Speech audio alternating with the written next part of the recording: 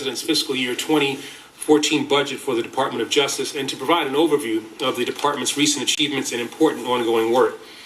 Thanks to my dedicated colleagues, the nearly 116,000 employees serving in offices around the world, in recent years, the department has made really tremendous progress in protecting the safety and the sacred rights of the American people. And nowhere is this clearer than in our work with regard to ensuring America's national security. Since 2009, we have brought cases, secured convictions, and obtained appropriately robust sentences against scores of dangerous people on terrorism-related offenses by relying on our tried and tested federal Article III civilian court system. We have identified, investigated, and disrupted numerous potential plots by foreign terrorist organizations as well as by homegrown terrorists. Moving forward, we will continue to remain vigilant, to adapt to emerging threats, and to take these comprehensive efforts to a new level. To this end, the President's budget requests over $4 billion for vital national security programs and to respond to events like the horrific terrorist attacks on the Boston Marathon. As we continue to investigate this matter, I want to assure you and the American people that my colleagues and I are determined to hold accountable to the fullest extent of the law those who bore responsibility for this heinous act and all who threaten our people or who attempt to terrorize our cities. While the Department of Justice must not waver in its determination to protect our national security, we must be just as vigilant in our defense of the sacred rights and freedoms that we are equally obligated to protect, including the freedom of the press. In order to ensure the appropriate balance in these efforts and at the President's direction, I have launched a review of existing Justice Department guidelines governing investigations that involve reporters. Last week, I convened the first in a series of meetings with representatives of news organizations, government agencies, and other groups to discuss the need to strike this important balance to ensure robust First Amendment protections and to foster a constructive dialogue. Now, I appreciate the opportunity to engage members of the media and national security professionals in this effort to improve our guidelines, policies, and processes, and to renew the important conversation that really is as old as the Republic itself about how to balance our security with our dearest civil liberties. As part of that conversation, let me make at least two things clear. First, the department's goal in investigating leak cases is to identify and to prosecute government officials who jeopardize national security by violating their oaths, not to target members of the press or to discourage them from carrying out their vital work. Second, the department has not prosecuted, and as long as I have the privilege of serving as Attorney General of the United States, will not prosecute any reporter for doing his or her job. With these guiding principles in mind, we are updating our internal guidelines to ensure that in every case, the department's actions are clear and consistent with our most sacred values. And to the extent that there is a problem, I just want to make clear that I think it is with our guidelines and with our regulations and not with the people of the Justice Department who have been involved in these matters. Now, this conversation is not static, and it seldom results in easy consensus, and it is often difficult, and it is often emotionally charged, and it requires all parties to approach these delicate issues in good faith so that today's government leaders, journalists, and concerned citizens from all walks of life can come together, as our predecessors have done, to secure our freedoms, to ensure the safety of our citizens, and to update and refine key protections in a way that's commensurate with the challenges and the technologies of a new century and consistent with our most treasured values. In addition to this critical work, my colleagues and I remain committed to working with members of Congress to secure the passage of common sense measures for preventing and reducing gun violence. The President's budget request provides $395 million to support these efforts and to allow us to keep our promise to the families and communities of those senselessly murdered at Sandy Hook Elementary School and in countless other acts of gun violence throughout the nation. We'll also continue to advocate for comprehensive immigration reform and strive to improve our broken immigration system in a way that's fair, that guarantees that all are playing by the same rules, and that requires responsibility from everyone, including those who are here in an undocumented status and employers who would attempt to hire or exploit them. I'm encouraged that these basic principles are reflected in proposals that are currently under consideration by the Senate. And I look forward to working with leaders of both chambers of Congress to strengthen, pass, and implement responsible reform legislation. In the meantime, the Justice Department will continue to move aggressively and appropriately to enforce existing immigration laws to safeguard the most vulnerable members of our society, to ensure the fairness and integrity of our financial markets, to protect the environment, and to invest in strategies for becoming both smarter and tougher on crime.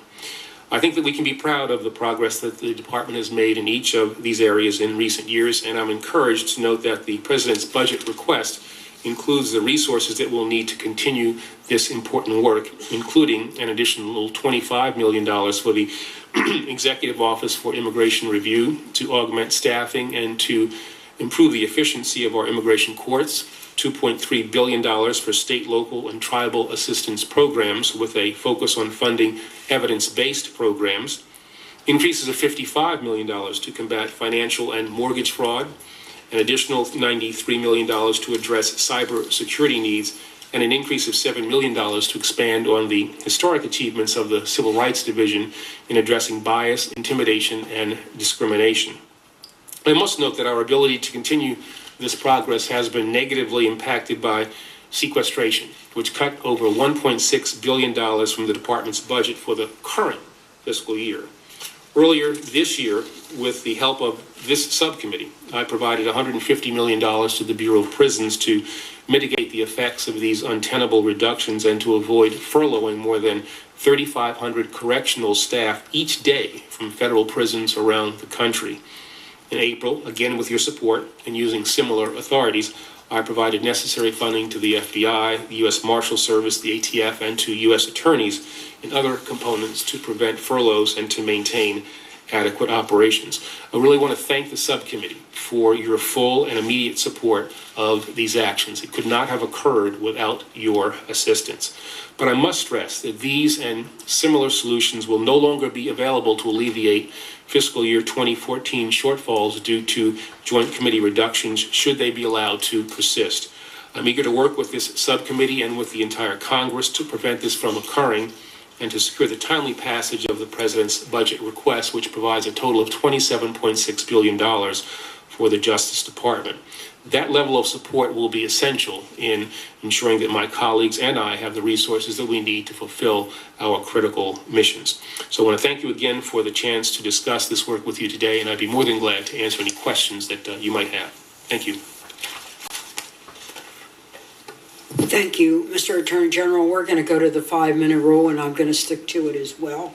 And we'll do it, Senator Shelby, and in the order of arrival of everybody. There are many questions to be asked because the Department of Justice has such scope and an incredible mission.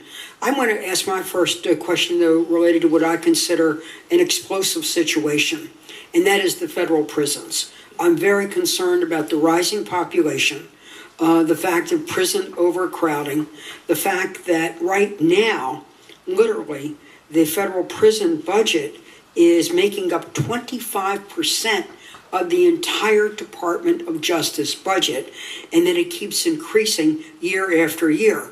And the better our federal law enforcement, the competency of the U.S. attorney's offices, we're getting convictions of bad people. That's the good part. The other part, though, is we have 224,000 people in prison. I worry about the safety of the guards, and I know you do too, Mr. Attorney General. But we are on, in some ways, a fiscally unsustainable path here. And I want to ask, first of all, do you feel that your request of $6.9 billion, which is, again, 25% of your budget request, adequate to meet the needs of meeting the ethical standards in the care of prisoners, and at the same time protecting our guards? And then do you have thoughts on how we can reduce the prison population without increasing risk to our American people? We worry a lot about Gitmo, and I know it's a big issue, but I sure and heck worry about what's going on in our federal prisons here. I have a top-notch one in Maryland, in Cumberland, as you know, which I visited. Can we hear your thoughts, sir?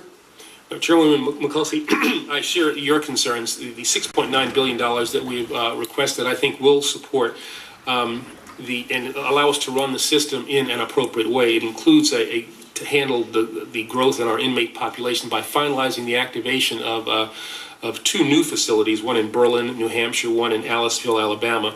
It also anticipates the bringing on the beginning of activation for three other institutions, which will increase our capacity. It also adds 2,087 new positions, including 956 correctional officers. And there, I think we have a life and death issue. We have to have sufficient numbers of correctional officers to ensure that we have adequate numbers of people who can be deployed, not only to maintain order, but to protect their fellow officers. But I am confident that at this level, $6.9 billion, that we have sufficient amounts of money to bring on that additional capacity and the additional officers. Well, that's heartening to hear because, again, we have legal and ethical standards in the care of prisoners, but then of our guards. But of the population of 224,000 prisoners, how many of those are repeat offenders, and the recidivism rate? The recidivism rate, I think, runs at about, I'm not totally sure, but I think between 25 and 40%. I think it's slightly lower in the federal system than it is in our state system. But one of the things I think that we need to do is to focus resources on reentry programs and rehabilitation programs while we have people in prison, so that we make more effective our efforts at reducing that recidivism rate. Mr. Attorney General, you have a lot on your plate. And now we're going to have the immigration bill, hopefully will pass and we'll have to implement. But I want to come back to this because I really want to keep America's streets safe. At the same time, the administration of justice is now going to be ever increasing. We can't build our way out of prisons. And again, I'm for tough, for vigorous law enforcement and tough prosecution. But if what I'm asking you is, what do you have established within your Justice Department? How, number one, the management mechanisms to look at how we can reduce recidivism? What are the other tools and techniques where we can begin looking at stabilizing or reducing the population without increasing, risk to our American people in the streets? Because it could go 25%, it can go 30%. We have other things to do with the Justice Department. Yeah, no, I think the point you make is a good one. We not only have to focus on how we manage the existing system that we have and those who are incarcerated, but we also need to focus on prevention activities as well, so that we reduce the number of people who are coming into the system. And in that regard, our Office of Juvenile Justice and Delinquency Prevention, our Office of Justice Programs, we have a variety of things that we do. Yeah, but what I want from you is a plan, and here's what the plan is. So let's look at the prisoner as a prisoner, that they've done bad things, and so bad that they're in a federal prison. So then I look at this continuum, which is really actually a vicious circle. So what then do we need to be funding for the prevention programs? And then once they leave, and what happens when they are in our care and custody, that begins to change them there for when they hit the streets again, so they're not hitting up our people again and back in the same prison. So then what are those programs? So when we do our funding, we're not only funding the prison, but we're funding a continuum of services to prevent people from becoming at this dead end. And then what are some of the other programs we need to do? We need to look at this. The scope of the committee is such that we need your advice on what it should be, what those levels should be, so we begin to tackle this. It's both a humanitarian concern, it is a public safety concern on our streets. A mutual dear friend of ours, Marion Wright Edelman, has spoken of not the cradle to grave, but the cradle to prison cycle. This committee wants to be a partner with you on a bipartisan basis to begin to break that. And you're in those neighborhoods like me. We're now spending more to keep a person in prison than we are to sending them to school or to higher education. Let's really look at that continuum and let's work together on it. I want to work with you on that, and I think the way in which you have stated it is exactly right. We want to work on prevention activities. We want to work on rehabilitation while people are in prison, and we also want to deal with reentry.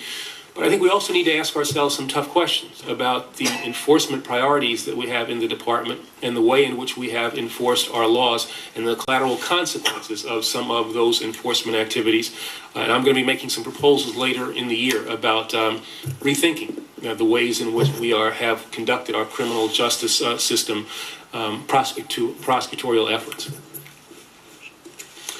Thank you, Madam Chairman. Mr. Attorney General, the department, as we all know, has been mired in a controversy of late. It began with the reports of an overbroad collection of telephone records of 20 AP reporters and editors, was followed by revelations of a department-led espionage investigation of Fox News reporter James Rosen, and culminated in questions about the veracity of your testimony before the House Judiciary Committee.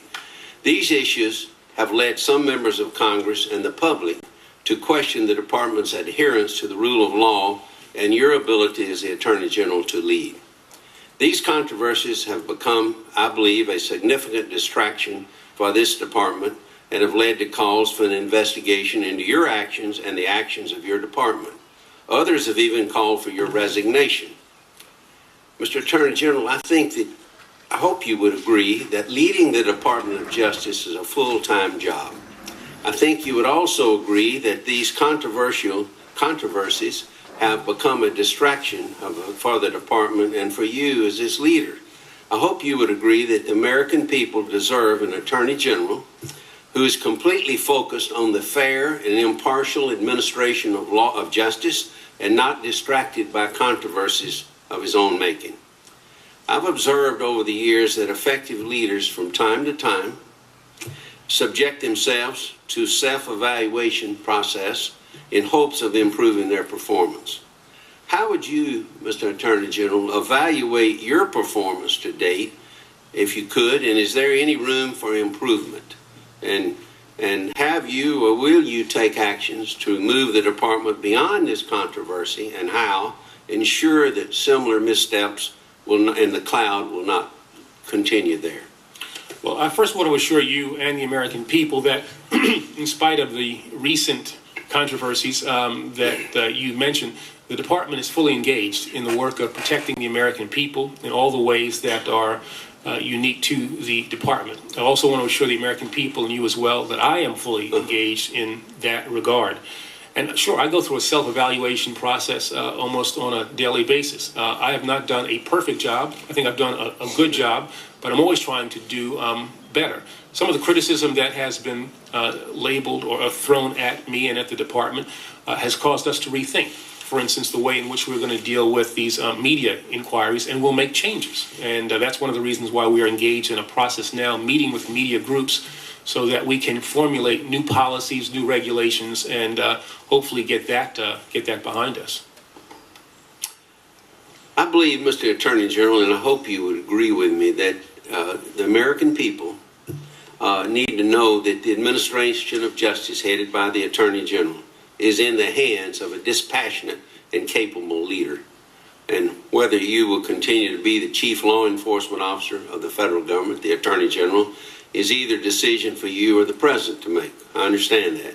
I'm interested to know what criteria you will use to determine whether you can continue to lead the department. In other words, what's the tipping point here?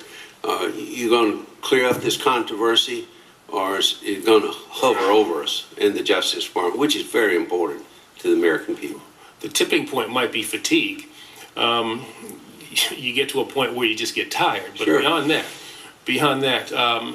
the tipping point, I try to, there are certain goals that I set for myself and for this department when I started back in 2009. Mm-hmm. When I get to a point where I think that I've accomplished all the goals that I set, I will sit down with the president and we'll talk about a transition to a new attorney general. I think the change is frequently a good thing for an organization, a new perspective. I'm not a person who this has been the honor of my professional life to serve as Attorney General, but I also have such respect for the Department of Justice that I want to make sure that it operates at peak efficiency and that new ideas are constantly being explored. I'm proud of the work that I've done. I'm proud of the work that the men and women of this department have done under my leadership. And when the time comes for me to step aside for my successor, I will do so.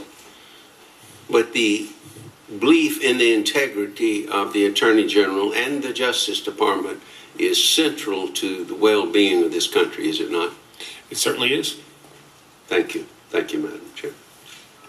Senator Feinstein. Thank you very much, Madam Chairman. I would just like to respond to that last comment and simply say that I believe in your integrity. I believe that you are a good Attorney General. I think you've had undue problems that it's hard to anticipate. I think you have responded the best you possibly could. And I just want to say that because, candidly, I don't like to see this hearing used to berate you. Let me ask you this question. I chair the Senate Caucus on International Narcotics Control, and we issue a series of reports, and we've just issued one on money laundering. And what's come to my attention is that there is substantial failure of some United States banks to comply with anti-money laundering laws, which fuel drug-related violence in Mexico. For example, HSBC allowed over $670 million in wire transfers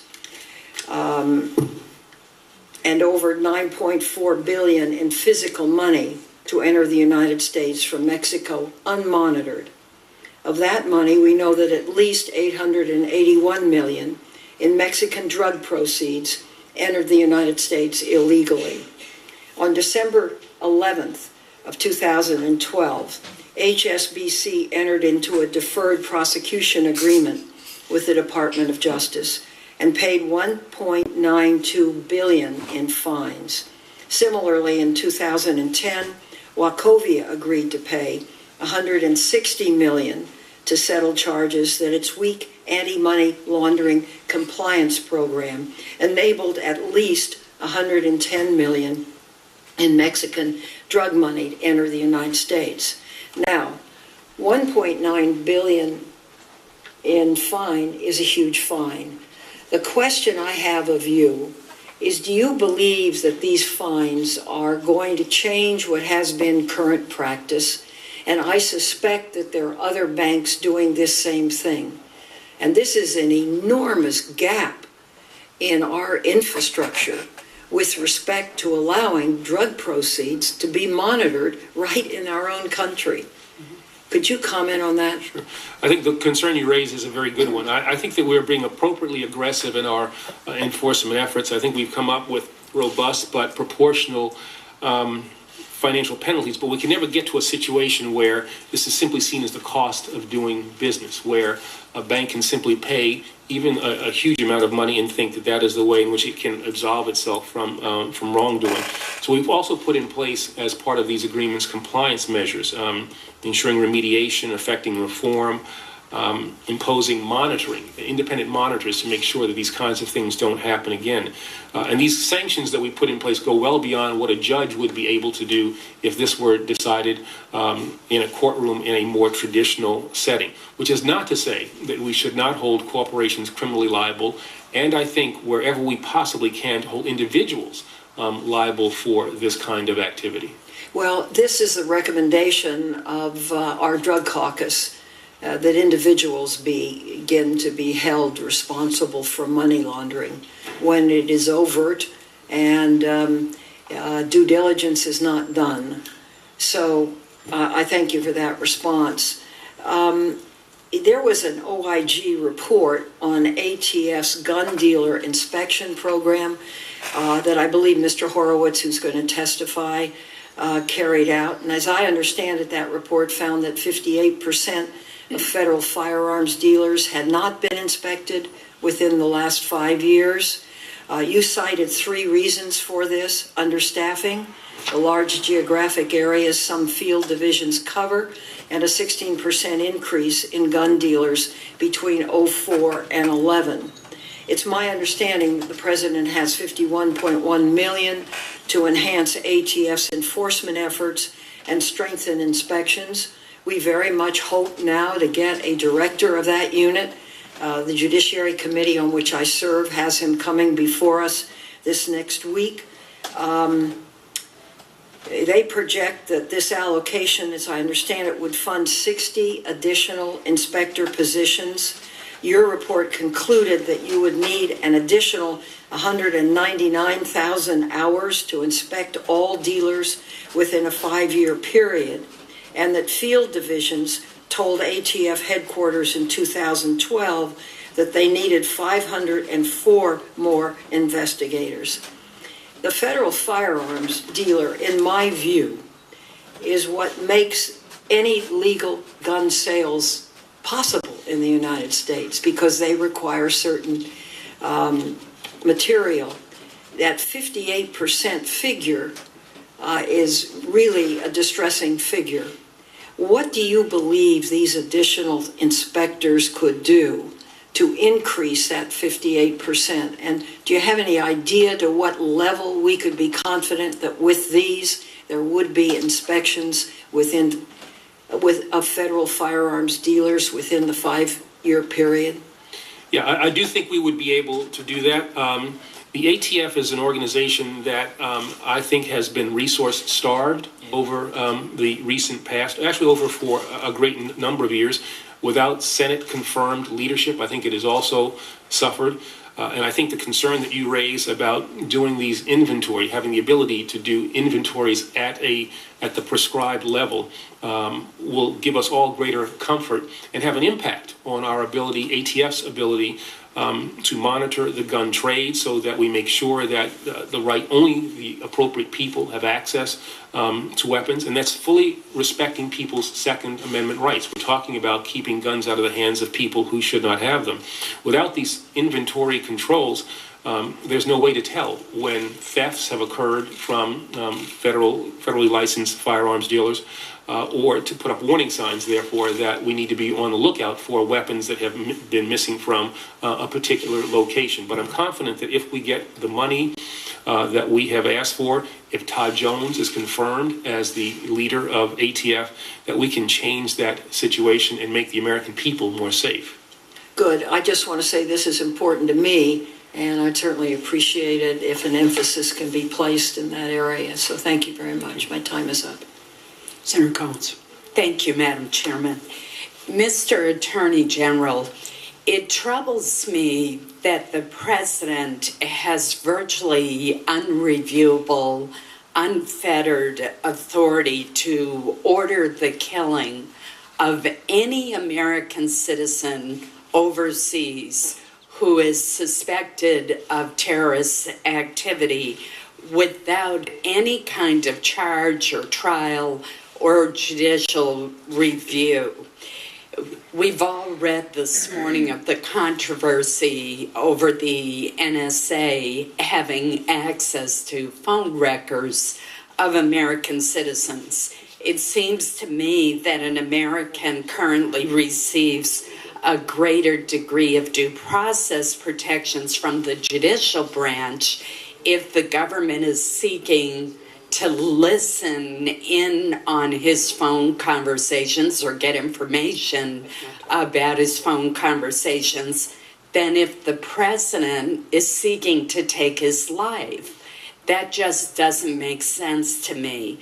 Why hasn't the administration proposed to Congress a process that would provide some degree of independent judicial review for a targeted lethal strike against a U.S. person overseas? Something, either an expansion of the FISA court or a different kind of classified proceeding before a court to ensure that there's some kind of judicial review rather than vesting that authority to take a life, an American life, I'm talking about overseas, only in the president. Well, with all due respect, I would say that it's incorrect to say that it is only in the that the president has unlimited authority in this regard. With regard to the use of drones, and we're talking about being more transparent. I sent a letter to Chairman Leahy. The president gave a speech to make more transparent our efforts in this regard. But we operate under the statute that Congress passed, the authorization for the use of military force. And we also, when we are dealing with these matters, try to focus on capture where possible. We focus on whether or not the threat is imminent. We also operate under the rules of law. And as the president said, I think in his speech, people cannot plot against the United States. People cannot kill American citizens and then use as a shield their American citizenship. A second point that you just made about a preference for capture, I haven't seen a preference for capture. If you compare the number of terrorist suspects who were captured in the previous administration versus this administration, there's a huge difference, as there is in the number of lethal strikes with drones that were undertaken. Is the reason for the exceedingly low number of captures due to the change in the Obama administration's position on detention and the fact that the administration does not want to send captives to Guantanamo?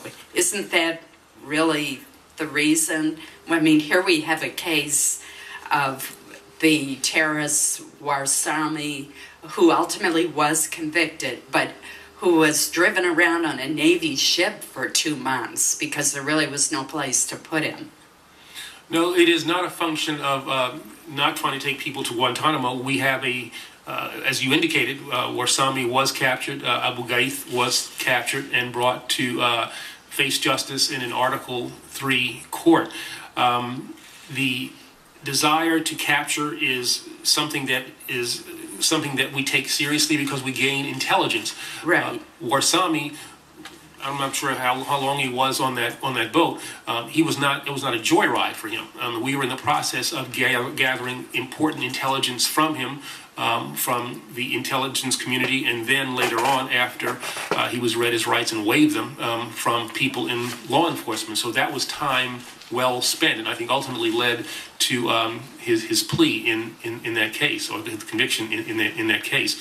So it is not a function of us not trying to take prisoners to particular places. We try to capture people, we try to interrogate them, we try to gain intelligence, and then we try to bring them to justice. My time's expired. Thank you. Oh, that was an excellent line of questioning, Senator. Senator Kirk? Thank you. And then Senator Graham. Mr. Attorney General, I want to take you to the Verizon scandal, and which I understand takes us to possibly monitoring up to 120 million calls. You know, when government bureaucrats are sloppy, they're usually really sloppy. I want to just ask, could you assure to us that no phones inside the Capitol were monitored of members of Congress that would give a future executive branch, if they started pulling this kind of thing off, would give them unique leverage over the legislature? With all due respect, Senator, I don't think this is an appropriate setting for me to discuss that issue. I'd be more than glad to come back in an appropriate setting to discuss the issues that you have raised, but in this open forum, I would interrupt you and say the correct answer would be say no. We stayed within our lane, and I'm assuring you, we did not spy on members of Congress. You know, I'd like to suggest something here. When I read the New York Times this morning, it was like, oh God, not one more thing, and not one more thing where we're trying to protect America, and then it looks like we're spying on America. I think the full Senate needs to get a brief on this. And I think we need the Attorney General. I think we need the National Security Agency and other appropriate people. This is no way to minimize. Actually, Senator Kirk, you're a very excellent question. But there are also, I think, certain answers that might have to be given in a more classified environment. I'm not going to determine who answers what questions or censor. Madam Senator Chairman, Shelby, do you have if an insight? I could, I would hope that you as the chairman, you're a member of the Intelligence Committee too, I think would create the appropriate forum that is a classified hearing to get into this, where the Attorney General could be open with us. I think that what Senator Kirk is raising is a very important question. And, and it should be. And I agree. I agree the Kirk question isn't, And I frankly, is the sooner the better. And I'm sure you will. I'd like to ask myself. What I would like to suggest is that I will send a note to Senator Reid and McConnell, because I think this cuts across committees. I think it goes to Judiciary. I think it goes to Armed Services. I think it goes to Intel. Beyond, and it not only including in the scope of an Appropriations Committee. But it could go here to our oversight of the Justice Department, could it not? Yes. Madam Chair, I would just suggest that for separation of powers, that whoever was so sloppy running this for you and probably didn't segregate out the Supreme Court to make sure that when you're jumping out of your executive branch lane, you want to make sure you're not gaining new intel and leverage over separated powers under our Constitution. That I would hope that we would get absolute assurance that not a single Supreme Court justice was at all involved in this Verizon thing. That Senator Shelby raises a great way. Senator Shelby, why don't you and I talk about how you'd like to proceed, where we do our due diligence as a committee, but also this does involve others in addition to the Justice Department. I would like to do that. I believe it's a relevant thing for this committee to look into, and we probably need a classified Senate. And I would be more than glad, as I said, in an appropriate setting to deal with questions. And Senator Kirk, please do not take my response as being anything but respectful of the concerns that you have raised. There's been no intention to do anything of that nature, that is to spy on members of Congress, to spy on members of the Supreme Court. And without getting into anything specific, I will say this, that with regard to that members of Congress have been fully briefed as these issues, matters have been underway. I'm not really comfortable in saying an awful lot more about that, but the concerns that you have raised. Well, we're going to stop here, because this fully briefed is something that drives us up the wall, because often fully briefed means a group of 8 leadership. It does not necessarily mean relevant committees. And sitting right here now, here's Senator Shelby and I, a former chair of the Intelligence Committee. I'm on it. Senator Collins chaired the Homeland Security Committee and led us actually to a new framework to coordinate intelligence, and is viewed as a national leader on the topic. Senator Graham's experience, and Senator Kirk himself was an intelligence officer in the United States Navy. So we're kind of like an A team here, but we also don't necessarily mean we've been in that fully brief circle. So fully brief doesn't mean we know what's going on. Madam Chairman? And Senator Shelby says we've got to know what's going on, and there are appropriate questions to ask. Madam Chairman, if I could, I Yes, think sir. it falls within the jurisdiction of this committee, the Appropriation Committee that you chair and the subcommittee that you chair, and I'm ranking on both, to get into this. We fund the Justice Department. We fund the FBI. We fund all these operations. And if we don't know, if we're not properly briefed as to what's going on, we're not doing our oversight. And I know you're going to do our oversight. I got it. So what you're suggesting is that Classified hearing. a classified hearing for the full Appropriations Committee. Absolutely. Well, That's fine. sir, if that's what you want. That's fine. We'll proceed in that direction, and we look forward to working in a collaborative way. And actually, we have Senator Feinstein, who chairs the Intel, tapping the full expertise of the full committee. Senator Kirk, did you have I would just say your work on the gang violence is really excellent. I didn't know if you had a question. I would to announce to the group I'm going to be offering an amendment to the next markup of this bill for $30 million to identify gangs of national significance, which I would hope would be the Gangster Disciples in Illinois. I've talked about the possible need to arrest upwards of 18,000 people who are members of that gang, and to do this especially because of my overwhelming concern for the Baltimore Gaines situation, which is shameless sucking up to the chairman woman. Yes. Yeah. Yes. Yeah. Anything else, Senator Kirk? That's it. Senator. I would just, because I raised this issue, whoever was running this program, knows they really screwed up. I would just ask that you kind of seize the records and not allow the destruction of evidence that they have accidentally monitored other branches of the government. All right, well, as I said, I'd be more than glad to discuss this in an appropriate setting. We will. And I give my word to the committee members. Senator Graham. Well, thank you. I'm very glad I came. This has been an interesting hearing. Now, I'm going to ask you a question. Now, pay close attention. I always do. I know you answer the do. question. The purpose of the Patriot Act and the FISA Court and the National Security Administration is to make sure that we're aware of terrorist activity and disrupting plots against our interests abroad and at home. Is that true? I would agree with that. The purpose of the Patriot Act is not to allow the executive branch to gather political intelligence on the judicial branch or the legislative branch. Do you agree with that? I would agree with that. So this is like killing innocent people in a cafe.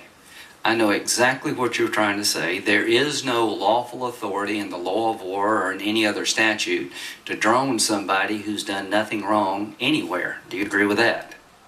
Yes, I would agree with that. We're trying to capture and kill people who we believe present a national security threat to our nation, right? Also true. And one thing we're trying to do in this Patriot Act is to find out about terrorist organizations and individual terrorists who they may be talking to.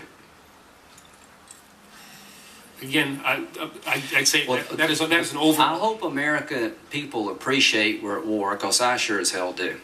I hope the American people appreciate that the way you protect the homeland is you try to find out what the enemy's up to. I'm a Verizon customer. It doesn't bother me one bit for the National Security Administration to have my phone number, because what they're trying to do is find out what terrorist groups we know about and individuals and who the hell are calling.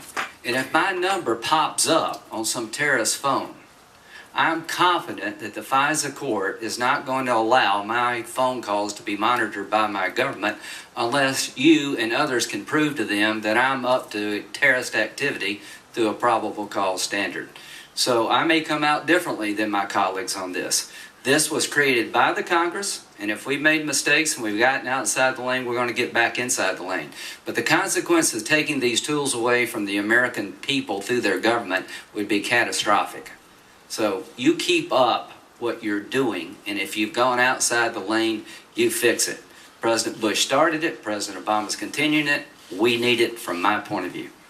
Now, under the law of war, there are three branches of government. What branch of government is in charge of actually implementing and executing the war? The executive branch. So we don't have 535 commanders in chief. We have one, right? That's true. Okay, can you tell me any other time in any other war where our judiciary took over the decision of who to target, who the enemy was, and whether or not to use lethal force from the executive branch? I'm not aware of that. We obviously operate within legal parameters, but within those legal parameters, it is generally. I will be astonished for America during this war to turn over from the commander-in-chief the ability to use lethal force to a bunch of unelected judges who have absolutely no expertise and no background as to who the enemy is and whether or not we should use lethal force. I think the worst possible thing we could do is to take away from this commander-in-chief and any other commander-in-chief the power to determine who the enemy is in a time of war and what kind of force to use, and give it to a bunch of judges. That would be the ultimate criminalization of the war. I support you for having transparency and for making a hard call. But you have, from my point of view, been more than reasonable when it comes to the drone program. And to an American citizen, if you side with the enemy and we go through a laborious process to determine if you have, we will kill you or capture you. The best way to avoid that is not help Al-Qaeda. Anwar al-Awlaki was an American citizen in Yemen. Any doubt in your mind he was helping Al-Qaeda? None, and if you look at that letter that I sent, we laid out exactly why he was a target, that he was an appropriate target. And there are other American citizens we know who have associated with Al-Qaeda. One of them's a spokesman. Is that correct? That is correct. If we find him, kill him, or capture him, don't go to the court. And you don't need my permission to do it because it's your job. It's the executive branch job. Finally, she asked a very good question. Would this administration use Guantanamo Bay in the future to house a law of war capture?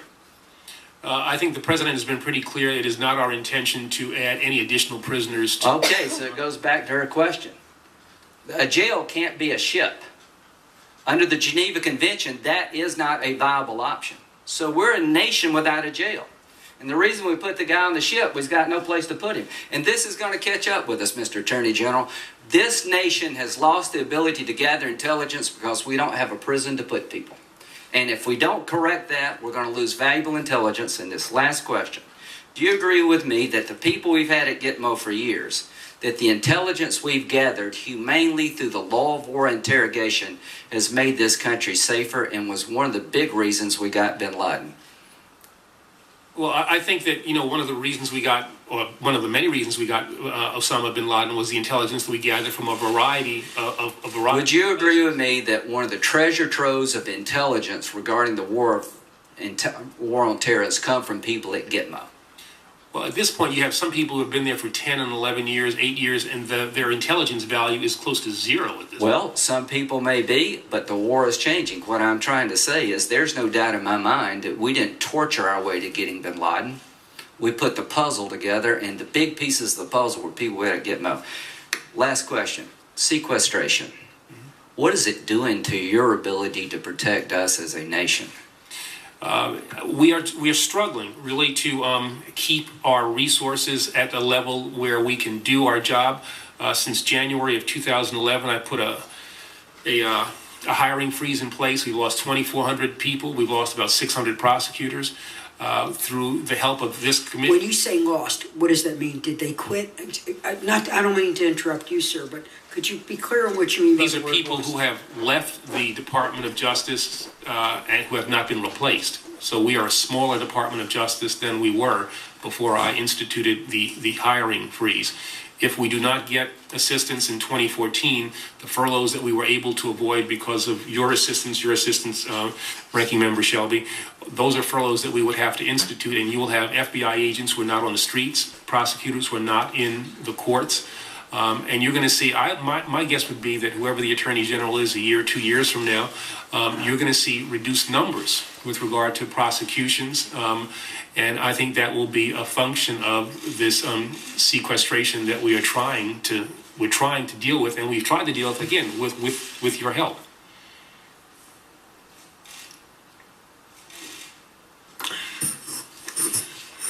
I have such a great committee. I really do.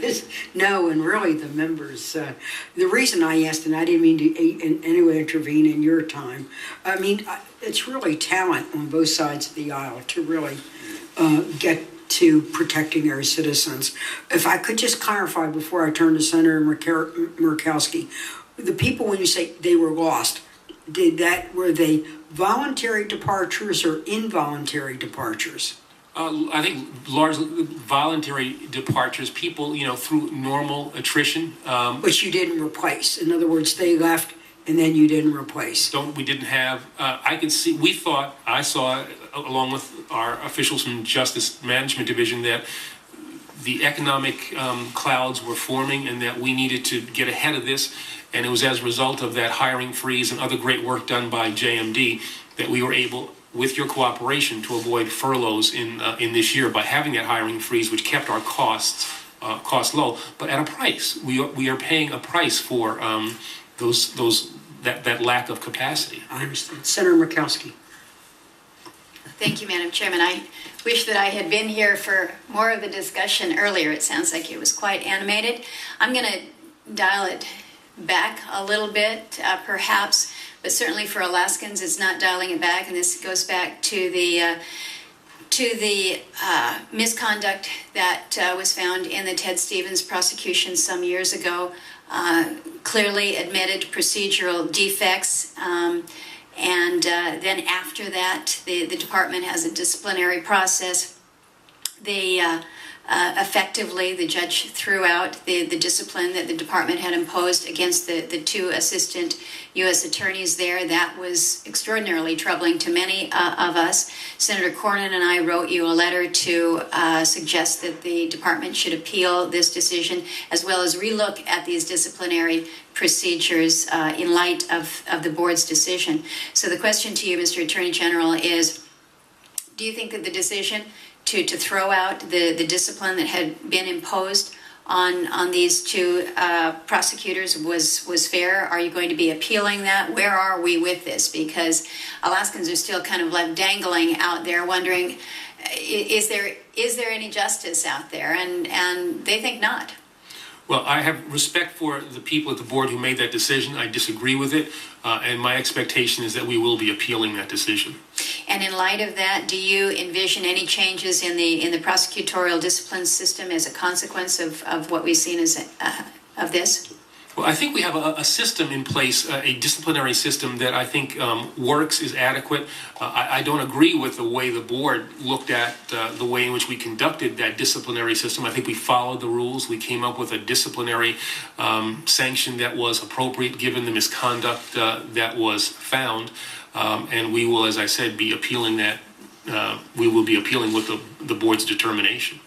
Well, I would encourage that, and it unfortunately leaves the appearance that some of the folks that were not perhaps at the highest level of the decision-making process were held accountable, while others were given a pass, and that just doesn't set well.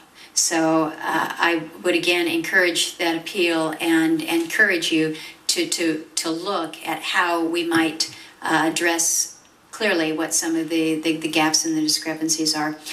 Second question for you, and again, this is very parochial, but we just passed the VAWA Reauthorization Act, and contained in that act in Section 909, we direct the Justice Department to consult with the state of Alaska, consult with our tribes, and present some recommendations to us in Congress about restarting the Alaska Rural Justice Law Enforcement Commission. Those recommendations are due out in 2014.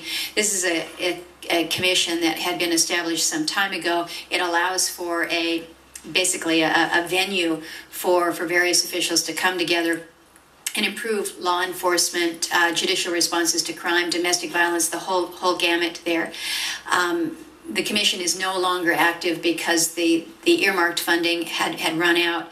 So we don't have any forum really to move forward on the commission's initial work. So I would just ask that you have your folks look into whether or not we've started the work on implementation of Section 909 to see if we can't make some progress. As you know, we've got some considerable challenges that face particularly our native villages when it comes to public safety, to domestic violence. We need to turn this around, and we need your help.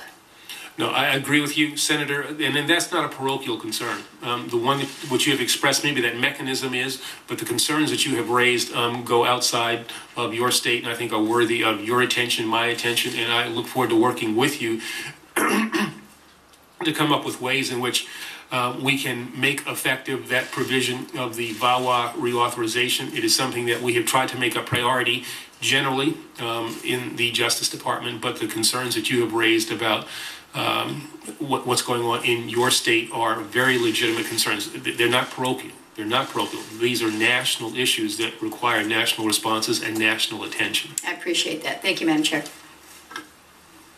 Thank you, Mr. Attorney General. If there are no other questions from the committee, I would like to thank you until we meet again in the matter that we've discussed and call. There are many questions that we want to talk about and work with your staff, but we would like to hear from the Inspector General We know that senators have other duties. Mr. Attorney General, we want to thank you for your flexibility on the schedule. We were originally scheduled earlier today because of the votes. Thank you for your cooperation and participating at the time that we requested, and we look forward to working with you and your staff. And we just got a lot to do here. Okay, And thank you. Thank you very much. Next on C-SPAN, a Massachusetts Senate debate between Democratic Representative Edward Markey and a Republican and former Navy SEAL, Gabriel Gomez, followed by remarks from Agriculture Secretary Tom Vilsack at the